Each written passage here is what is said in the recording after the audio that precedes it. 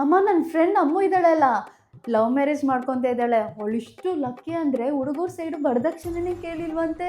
ಮತ್ತು ಇನ್ನೊಂದು ಏನು ಗೊತ್ತಾ, ಗಂಡು ಸೈಡು ಹೆಣ್ಣು ಸೈಡು ಇಬ್ಬರೂ ಮದುವೆಗೆ ಇನ್ವೆಸ್ಟ್ ಮಾಡಿ ಮದುವೆ ಮಾಡ್ಕೊತ ಇರೋದು 50-50. ಲವ್ ಮ್ಯಾರೇಜ್ ಮಾಡಿಕೊಂಡ್ರೆ ಇಷ್ಟು ಬೆನಿಫಿಟ್ಟು, ಇಷ್ಟು ಒಳ್ಳೇದಲ್ವಾ?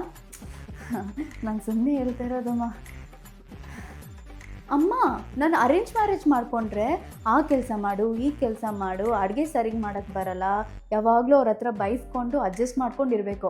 ನಾನು ಲವ್ ಮ್ಯಾರೇಜ್ ಮಾಡಿಕೊಂಡ್ರೆ ಯಾರೂ ನನ್ನ ಬೈಯಲ್ಲ, ನನ್ನ ಅಡುಗೆದಲ್ಲಿ ಉಪ್ಪು ಹಾಕಿಲ್ಲ ಅಂದ್ರೂ ನನ್ನ ಹಸ್ಬೆಂಡ್ ಅಡ್ಜಸ್ಟ್ ಮಾಡ್ಕೊಂಡು ತಿಂತಾನೆ. ಯಾಕಂದ್ರೆ ನಾವು ಲವ್ ಮ್ಯಾರೇಜ್ ಅಲ್ವಾ, ಅಂಡರ್ಸ್ಟ್ಯಾಂಡಿಂಗ್ ಇರುತ್ತೆ.